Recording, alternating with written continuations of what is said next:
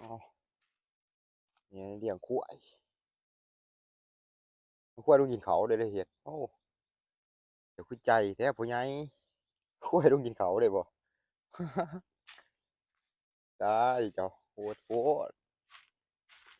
ควายต้องกินเขาได้เลยเห็ด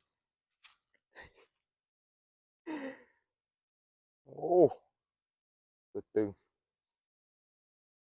โอ้เฮ็ดบวกพี่น้องเฮ็ดบวกต้องรองใหญ่เฮ็ดบวกไงเฮ็ดบวกไง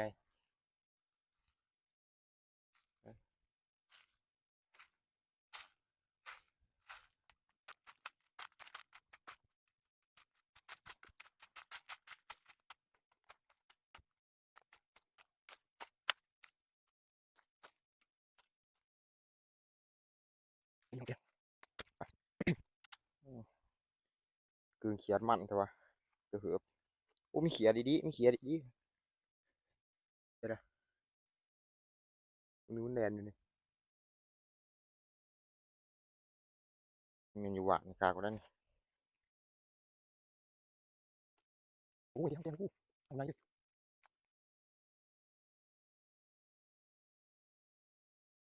โอ้ทำยังไงเลยน้องใหม่ไม่แง่มันก่อนเอาแง่ไปเอาแง่ไปก่อน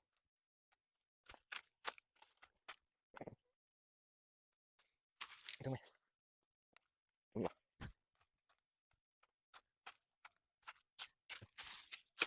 เอาแง่ไปมึงอะไรวะเอ้ามีใครอยู่วะโอ้ไม่ถึงไม่ถึง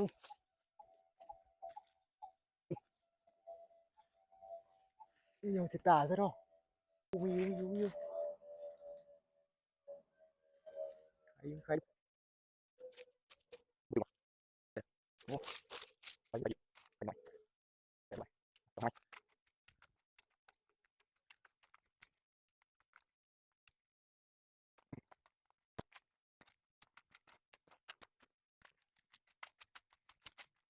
มีคนก็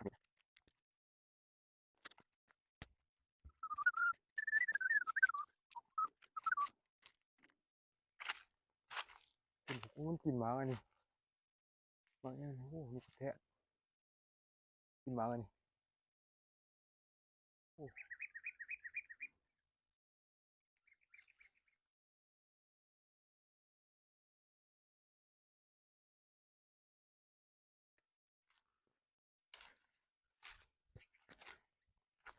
โอ้โหเดี๋ยวคุณเบิดออกหายังวะมันให้เว้ย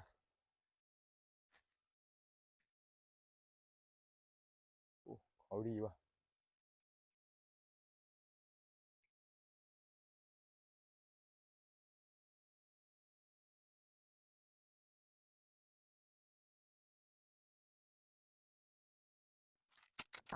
อย่างนี้